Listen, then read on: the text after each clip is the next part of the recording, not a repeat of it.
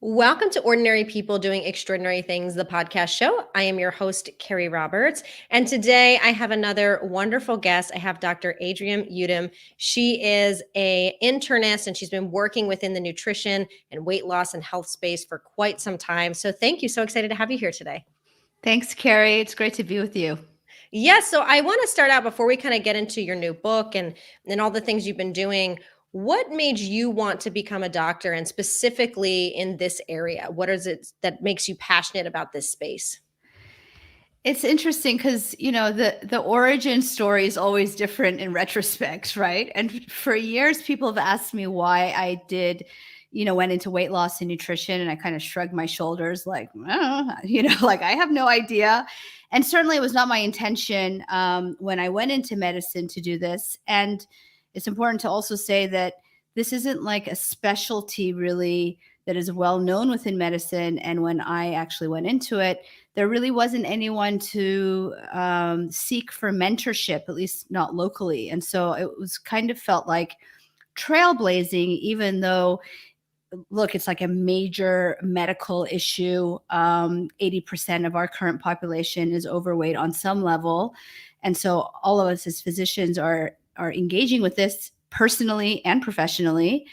But in retrospect, or at least where I stand now, I really feel like there is such a need to address this issue from a place of medicine and to acknowledge it for what it is, which is, a physical condition that has physical and emotional consequences, but also to approach it from an empathetic place that I don't think physicians have allowed themselves to be in the past. And so this inability to kind of address this very common, and by the way, everyone deals with it, issue, whether you are, quote, thin or not, on some level, you're dealing with your food and your body and your weight. I feel at the right place at the right time because, well, what I was going to say is by not addressing this in the right way in the medical community, and that's on my colleagues, we've kind of relegated this to influencers. And while there are some out there who can do great good, I think it's been even more damaging to the narrative. So my passion really is in a place of empowering people with knowledge, with compassion, and empowering them really to just know what they know is right intuitively for themselves, right? Knowing intuitively what's right, and doing that from a place that's, scientific, but also empathetic.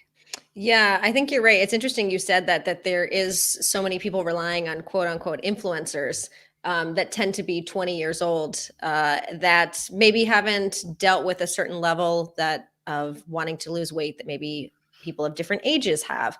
And I find, I think a lot of people have the experience. You go to your doctor. It is very rare that a doctor will say, what is your exercise? Are you eating well? Are you doing mental health? Like, it's not always a conversation. It's just a pill. So it's good to hear, like you said, you're kind of trailblazing a little bit to say, this is an important part and we don't talk about it enough. Can I just piggyback on that? Because I feel like it's a fine line and it's a difficult place to be. I have 3 kids. My oldest is a teenage woman who's about to go into college. And so I know how careful I have to be in terms of how I speak to say things that are empowering and yet not disempowering. I also acknowledge that whatever I say coming from a mother can be taken one way or the other, not necessarily as intended. And I feel like it's the same way with physicians. And to kind of exemplify that, I just wrote a blog on Medium today. It was kind of like my personal rant in response to this card that I noticed came up after the new year that I'm sure is well intentioned, but the card is basically a business card that you could hand to your physician that says, please do not weigh me unless it is, parentheses, really medically necessary. And here I am thinking, wow, Now we have a card so that we don't even have to have the conversation, right? God forbid we should actually communicate with each other and talk about how you feel. And so I think physicians, in a way, are in a difficult position because if they talk about it from a place of health and well-being, then people will say, oh, fat shaming and health at every size and yada, yada. If they don't address it, then they haven't done their duty as physicians to address it. So we're kind of stuck between a rock and a hard place.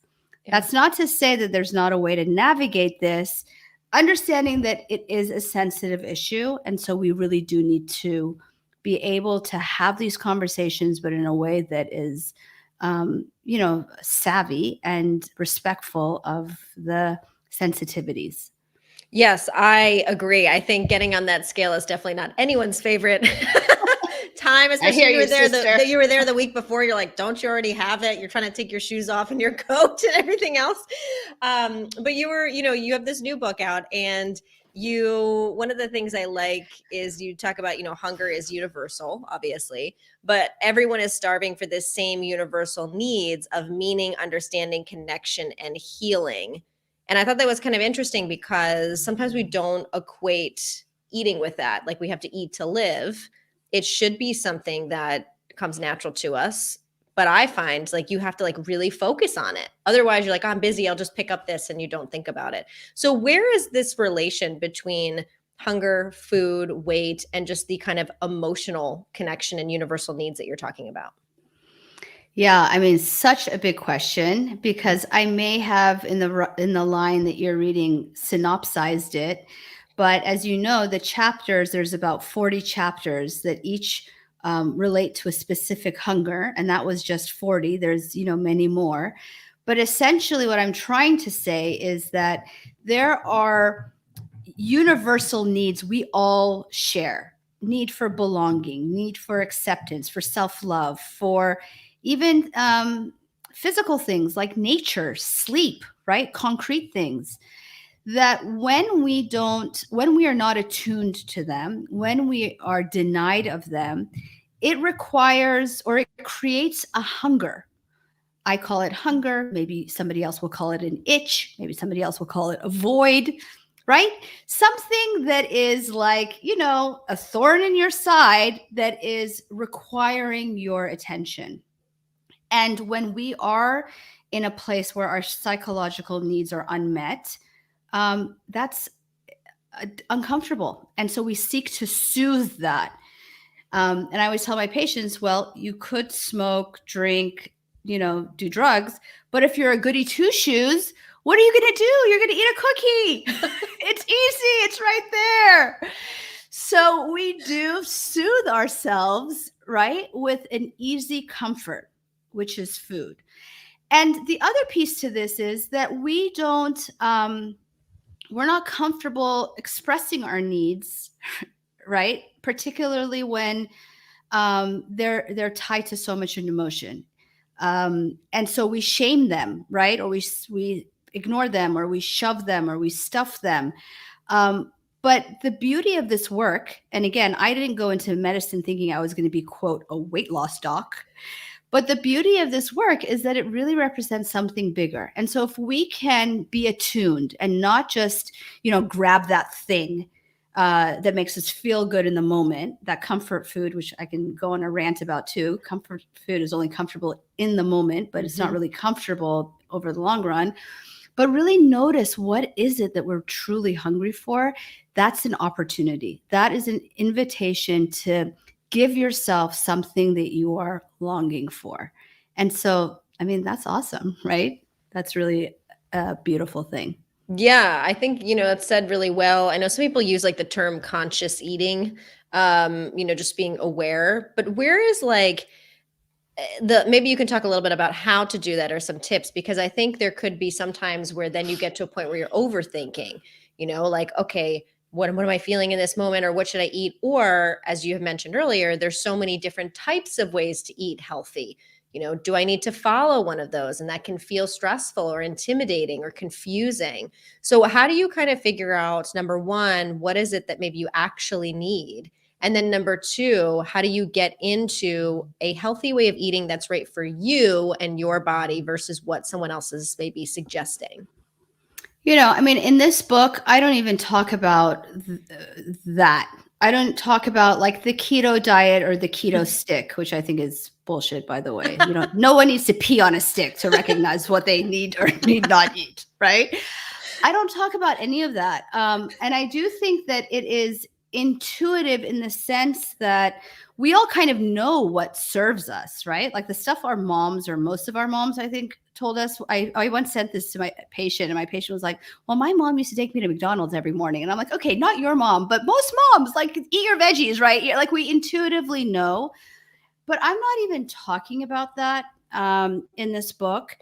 I'm really talking about intuitively knowing that you don't need the food. And so I'll give you an example. When I talk to my patients in the office and I ask them, like, what is the hardest, like, what is the thing that you're dealing with most, or what is your biggest food challenge, or, however, I say it. And so they'll be like, it's like, I'm good all day long. And then the kids come home and, I call it the witching hour, or I'm good all day long. And by the way, I don't like that good, bad, but I'm just repeating what they say. Right. And then at night before I go to bed, I, go back into the kitchen and I X, Y, and Z. And so I'll ask them, it's rhetorical almost. Are you hungry? And like, they know they're not hungry. So it doesn't take, they know they're not hungry. So then I ask them, what is it that you really need in that moment, right? And so I'll hear things like respite, right? Like, the kids are finally in bed. I'm off work. Like, I just need peace and calm. Or, you know what? My husband and I are two, like, passing ships through the night. Like, I need connection. Or I've been cooped up in front of a Zoom camera for the last 12 hours. I need a breath of fresh air. So I do think that if people slow down enough, that they do recognize that it's not food that they're hungering for. But that is the point in terms of how do we know? Mm-hmm. We need to slow down. We need to take the time to not be reactive, because when an urge comes, what happens, right? I imagine an urge like a rubber band that's like pulled taut, right? And then you feel that urge and you're like, boing, right? You're like, yes. You spring into action, right? But if we can slow down, just hold that for a moment. Like, yes, this is the desire, but what is it really signaling? And a step even deeper to that is engaging in regular practices that bring about awareness. Because it's one thing to know, while you're watching Netflix at 11 o'clock, you're not really hungry. It's another thing to dig deeper and say, you know what, this job that I have spent my entire life striving for actually doesn't serve me. It actually doesn't give me joy. And that's a really hard realization to come to. I came to that realization and left, a very prestigious position. And it took 3 years of really slowing down and being very honest with myself to come to realize that my hunger, as I put it in the book, was for autonomy. And so I do recommend a regular practice, whether it's journaling, which is my cup of tea, or meditating, or sitting under a tree, or going for a walk, something to slow you down on a regular basis so you can connect with yourself and be able to dig into what it is that you're really hungering for. Well, I want to just touch on the fact that you said it took you 3 years to figure out what you were hungry for. And I think that is kind of sometimes the problem. I know I've been that. I think we all have, where we're like, okay, I'm not hungry. I know it's something, but I don't know what it is. Maybe you can't articulate it. Maybe you're not sure, or maybe deep down you know, but you don't want to admit it. So in that moment where you're not sure, and this kind of hunger is sitting there, and there's food sitting there, what is the option in that moment? Either what you did or what your recommendation is. Well, look, I think there's a lot of things there, and there's not just one answer that I can give. I mean, there are practical suggestions, right? So like if you've made it a habit over the last 18 months to go down and grab, a sleeve of, I don't know, Thin Mint Girl Scout cookies. I wouldn't let those damn things in the house if it were the end of Same. me, Whenever right? they come around, I'm like, don't even bring it. But let's just say you got your hands on some Girl Scout cookies, right? Like there are intuitive eating specialists that'll say like, just eat however many you want or however you feel. Oh, bullshit. Like if that sleeve is in the pantry, you're eating that whole damn thing. So part of it is like create an environment for success, right? If you know that that thing is triggering and it's become this habitual response that every time you sit in bed with your husband and watch TV, you grab that thing, then perhaps that thing needs to not be there. For a little while, I'm not saying never eat a Thin Mint for as long as you shall live, but for a little while, it shouldn't be in the pantry because it's habitual and it's triggering. So there are strategies like clearing the environment, creating alternatives that do soothe you. Like maybe it's herbal tea, maybe it's fruit, maybe you really are hungry and you should actually go nourish yourself with real food, right? Maybe it's not necessarily expecting to know and act rightly every single time. So maybe, you do recognize that what you really want is respite, and day 1 and 2, you actually go take a bubble bath, and day 3, you're like, you just grab the Thin Mints. It's okay. And there's different strategies, right, for each individual. But my point is, let's start by leaning in, right? By just acknowledging that this is what's going on and being open to it and not hiding behind it. I always joke, like I'll have 2 types of interactions. I'll have patients who'll come in and they'll like proclaim loudly, I'm an emotional eater. And then there's other people who'll be like, oh my God, I have to tell you something. I'm an emotional eater. Right? And the truth is that, if you read the book, you read the physiology of it, we are all hardwired for emotional eating. So our neurobiology is such that our emotions trigger hunger. So it really, and that's physiologic hunger, even if we've consumed food. So it really is a matter of being intentional. And that takes time to peel back those layers. And it also doesn't have to be perfect in order to be effective, right? Like you don't have to like strike the right chord every single time in order to engage in this process. It is 1 step forward or 2 steps forward, 1 step back, and that's okay. And if we can have that grace and patience with ourselves, then I think it takes some of that like angst, right, out of it. Yes, I love the words that you're using too, because I think as you're saying, being able to kind of identify various emotions or feelings and what we're craving, sometimes we don't have the language for that. So I love that you're kind of bringing that to fruition for people to be able to read through and see like, oh, that's the thing that I'm feeling that I couldn't articulate before. Yeah. And sometimes it's, sorry to interrupt, but I was just going to say, sometimes it's like not super meaningful, right? Like sometimes I had a patient who was like, I eat breakfast and I come and sit at my desk. And then like 3 seconds later, I'm up in the pantry. Like, what is that about? And so we had a conversation, like, what is really going on? And she realized that, since she started working at home and the kids are schooling from home and like her office now has become the garbage dump of the family, right? Who could not relate to that? All that clutter was giving her angst, and she didn't want to deal, or she couldn't deal. And so she got up and she went to the pantry. So sometimes it's not like my boyfriend broke up with me and now I'm like sitting in front of the TV with a pint of Ben and Jerry's. It's something that is mundane, and yet it's irritating. It's creating emotion that is distressing, and we're reacting in a way to soothe that emotion that doesn't necessarily solve the problem or soothe. Do you find, I mean, we keep seeing, over the years, and certainly with the pandemic, I can only speak for the US, that we're seeing, more and more people are overweight or obese.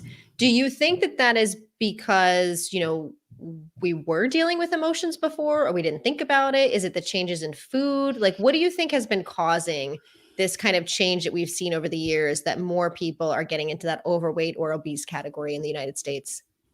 It is so multifactorial, right? It is so many things at play. And even if you look at it from a purely medical standpoint, yes, it's genes, yes, it's environment, BPA in our plastic, sleep deprivation, and what we call circadian dysynchrony with so many people who are doing night shift work, all of these very tangible things that are at play.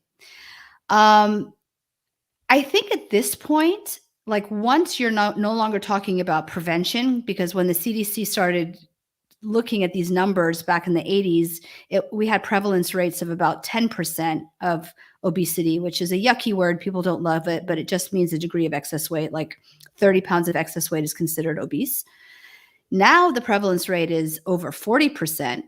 And almost 80 are either overweight or obese. So for the majority of all of us, we're not talking about prevention anymore. I think once you get to this point, we really need a dose of self-compassion. I think the thing that keeps us here and unable to change is all of that stigma and shame that surrounds it. And my experience has been that, I prescribe drugs. I'm a physician. I wear a white coat. I write for appetite suppressants. I think they're effective. But I even tell my patients all of the pills and, prescriptions and evidence-based plans are not going to be effective if we don't, one, address the true hunger, and two, do it with compassion for ourselves. And just think about it, right? Like, think about any change that you want to make, but we're talking about weight loss. So let's imagine we've gained 10 pounds during the pandemic. And then you decide at some point that you're going to, all right, let's tackle this, right? We need to get back into our genes. And so you get on the scale and you realize, oh my God, it's not 10 pounds, for example, it's 12 pounds. Like, what happens in that moment? Instead of just meeting our imperfection or with kindness, we're at arms with ourselves. Oh my God, I'm so fat. How could I have done this to my, And then what happens? You've stolen your own thunder. You've lost your motivation and you've sabotaged yourself. Because what happens next for most people is they say to hell with it and then go back and grab something to soothe. Right. So you can see how the absence of kindness for ourselves is just, I'm clearly having earbud issues. So I'm sorry. I've got one of those ear canals that don't hold on to earbuds. Is just perpetuating the issue at hand. Whereas if we could just approach it from a place of like, again, self-compassion, and studies show this, the people who judge, for example, their dietary setbacks lightly are much more likely to stay engaged and reach their goals as opposed to the people who catastrophize their dietary setbacks. Right? Yeah, I think, that's why you were talking about the scale earlier, that I do not love getting on the scale. And I think I don't know if men have that feeling, but certainly women, it's very common, or some people will say, well, if I'm not seeing results, then I'm done. And I think what's interesting, like, I know for me, like, when we're really in that moment of exercising and eating well, you don't always see it on the scale. And that's frustrating. But at the same time, you're like, I feel better. I'm sleeping better. Like, I feel tighter. I feel stronger. And it's like sometimes weighing those types of emotions. Do you have any advice for that? Because I assume in some capacity you want to see your progress, but does it always have to be that kind of numerical amount? Absolutely not. That's not to say that the number is not important. If someone is coming to see me because they've gained 30 pounds and now they're pre-diabetic, this happens. And the doctor's like, okay, either you get on metformin or whatever, or you lose weight. And then they come to me and they're like, I don't want to be on metformin. So like the numbers matter, but that is absolutely not the only parameter. And what I will always start a patient interaction with is, why are you here? Sometimes they'll tell me, oh, because of the doctor. Okay. Peel back the layer. Why are you here? Why are you here? And you always get to a core value, right? Like vitality. That's one that I hear a lot. Energy or vitality. People want to feel vibrant in their bodies. So then if the patient comes back 2-3 weeks later and now they're sleeping better because I've asked them to, they're eating better foods or moving their bodies or whatever the case may be, and maybe they only lost 2 pounds. I love only 2 pounds, right? Because 2 pounds per week is 8 pounds a month, is 24 pounds 3 months. I mean, seriously, there's nothing only about that. But let's say they only lost 2 pounds. Then I'll ask them, like, how do you feel? Oh, I feel great. Like, I feel more energized. And so I'll remind them, remember when we spoke last month or whatever the case may be, and you said your why was vitality? Well, here it is. And so I have moved away from, I'll weigh patients. If they want to know the answer or they want to know the number, I'll give it to them. If they don't, they don't. But I always move people back to their pillars. And I cannot tell you how many encounters I've had over the last, I mean, I've been doing this for over 15 years, but really in the last 5 years that I've changed my approach, that I'm watching the pounds come off, right? You don't want to see the paper? Fine. I'm seeing it. But we don't even talk about it. We're talking about, how vibrant they feel. So the 2 points there is, one, yes, it's not always going to be reflected in the scale, and let's be patient and let's use other parameters. But then also, if you are busting your buns trying to get something accomplished and you're months and months in this effort and the scale hasn't changed, then maybe there's something to learn from that. So you don't get frustrated, right? Maybe if we tease it out a little bit and just use the number, which I know it's hard. I'm not dismissing, how troubling that little scale can be. But if we can use that just as a data point, right? And then act on it, that's so much more empowering than being afraid of it and shirking from it. But yes. it takes a little bit of grit. Yeah. I was going to ask you too, like, where does working with a therapist fit into this when you're talking with your clients? The number of therapists particularly over the last 2 years who've been like, I'm full, please stop referring me patients. Especially now with the pandemic. And yes. And look, I mean, I think therapy is a luxury, right? If there's nobody on the planet who could not benefit from an open ear. And the pandemic has shown that even if, a lot of the conversations I'll have with my patients, I'm in Beverly Hills, they're, financially well, they have good social support, and they'll say things like, I know that I shouldn't be complaining, like my husband still has his job, or we have a nest egg, or my mom is helping me with the kids. The reality is you can have all the things, but it doesn't discredit the fact that this is like a collective trauma, and you're allowed to feel bad right now, even if you have all the check boxes. So I'll just say that I think therapy is wonderful. And yes, I refer a lot. But I also find that if it's something like there's not clinical depression or, some deep like trauma or abuse or something that I feel like is really outside of my wheelhouse, there are also times that I don't refer and we navigate it together. Mm-hmm. Well, and I think, we talk so much on this show, it's about personal growth. And there's always this theme, whether I have someone on that's more in the physical space, the mental space, emotional, social, it always comes back to kind of what you said earlier of really like those pillars and defining what it is you want, what it is you're hungry for, what it is you crave. And I think a lot of people don't take that time. Sometimes they don't know how to even get to those thoughts or emotions. Others don't make the time. But I know myself when I do, and I'm quiet and I'm journaling, like you said, how much clarity comes up and how that can improve our life. For somebody that says either I don't have time or I don't know how to do this, what is maybe like one suggestion or one tip to kind of get them started in that? Well, I'll tell you, I can empathize because, 7-8 years ago when I was still in my employed position and, if somebody talked to me the way I'm talking now, I'd probably smack her across the face, right? Truthfully.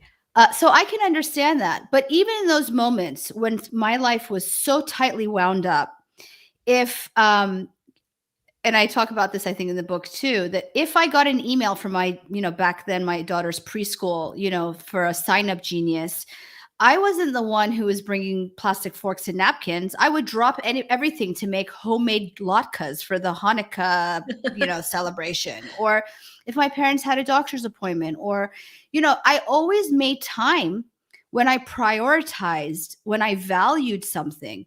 So the first thing I say is that time doesn't just exist. Nobody has a block of time that just bloop falls into your lap. Time is created when we make ourselves a priority and we set the boundaries to protect that. But I'm sure there's some people who are rolling their eyes at me right now. So wait, that was so good. I feel like you have to say that again, because that is so important. And again, I always say women, sometimes we struggle with this more, but what you just said, I'd love for you to repeat that if you remember what you just said. The time is not created. Mm-hmm. Time is not created. Time, it does not exist, but is created when we set boundaries around that which we value. And actually, the chapter in the book, Hungry for Boundaries, is about that. It starts with a patient story of a mom who comes to me and is like, I just don't have time. And we unpack what that really means. Yes. I just, it's interesting. I don't know why, why we struggle so much for many people to put ourselves first. Like, do you have anything to share with that, or science in terms of why that's so challenging? Why we feel like we have to, like you said, make the latkes for your daughter's preschool when, like, did that really matter in that moment? Did anyone eat the latkes, Carrie? Nobody. Not one of those damn kids ate the latkes, my daughter included. I think a lot of it is cultural and societal, right? And culturally, we are still, even though it's like a woman's world, we're very much in a caretaking role. And by the way, I don't want to dismiss the men's piece of this. I have a very hands-on husband. He's a facial plastic surgeon, so God knows he's busy and operating early hours in the morning. Mm-hmm. And so we can't take them out of the equation.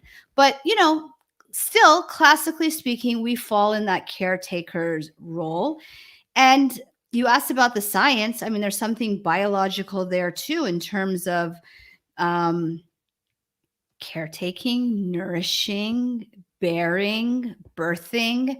And so I think our identities and our physiology is very much wrapped in service and caretaking.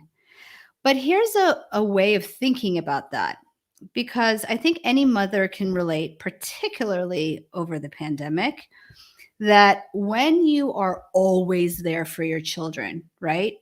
And you're super irritable and now snappy and not like the nicest person to be around, right? It's actually an act of kindness to those around you and to the people who you're trying to care for. If you act kindly towards yourself, if you can give yourself a timeout for an hour or maybe a whole day, right? And come back like refreshed and recentered and more capable of giving your children that attention that they deserve, as opposed to just being this like irritable body of energy, you're actually serving them. And I think if you can indulge me being a little, kitschy here and like stepping back even a step further, I think with all the tension that is happening right now between family members and friends. I mean, how many people have lost friends or lost touch because of politics or because of whatever, right? Over this last couple of years, tension and discord and discrediting, right? We are all so wound up. And if we took time to care for ourselves a little bit more, right? And just kind of dissipate that sympathetic drive. And then therefore, we're more capable of hearing each other out and listening to each other and treating each other with civility and humanity. I mean, how different could things be right now? And so sometimes when I have trouble, even though I spew all this, I am yet another mortal. When I have trouble doing this for myself, I remind myself I'm not doing anybody any favors by denying myself constantly. And so that Yes. helps. It I doesn't love work what all the time. I'm loving your words, and I'm so excited you've written a book because you speak beautifully. So the way you've written it pulls through too. But you just said dissipate sympathetic drive. First of all, I love those choices of words, but just this idea of like, you don't have to constantly be caring and giving to everyone else. And how does that affect you? And in turn, actually, how does that actually affect other people? So I just beautifully said, I love that. And I just wanted to share too. Philip was just saying, I love that bit on time a lot that you talked about. I think it's a really important piece. So if people want to learn more, they want to hear more about what we're talking about, they want to get the book, what is it called? What is your website? Where can they learn more? Sure. So the book is called Hungry for More: Stories and Science to Inspire Weight Loss from the Inside Out. It's a mouthful. You can find it on Amazon, but you can also find that and many other offerings on my website, which is dradrienneyoudim.com. And one thing I'm really excited about actually lately is that, after the book came out about 6 months ago, I started doing these book circles kind of in lieu of, bigger events around book signings. And they became these conversations. And often people would say, well, I love it and I get it, but like, how do I identify my hunger? Like kind of what you were like, now what? Yep. And so I came up with a 30-day journaling course that's also on the website that really, I think, asks some very thought-provoking and tough questions to help people, like sit back and dig in. And I hope that for people who are curious, that would be a resource to get started, asking those questions of really, what is it that I am seeking, longing, desiring? What am I hungry for? And all of that can be found on the website. Yes. And as we've kind of been going through, again, you kind of pulling maybe new emotions or new words to articulate what we're feeling we might not be aware of, which I think is a huge piece of this. So this is wonderful. The last question I ask all of my guests, Adrienne, is what is one word or quote or mantra that you try to live by every single day? Ooh. Well, this is funny because I have this quote. I can't even like perfectly say it. I'm like looking for it, but it's something that I'm trying to do. I found it in a book, and it is a quote by Thomas Edison. And it says, never go to sleep without a request to your subconscious. Adrienne, hitting it. I'm getting so excited by all these words that you're bringing today. That just like clicked for me. Because they do say, right, like before you go to bed and what you dream, sometimes asking for help or thinking about something can kind of get the answer. So that is. And I'll tell you yes. just a quick practical tip that I'm using to achieve that is that I recently bought an alarm clock, and I started charging my phone in my closet.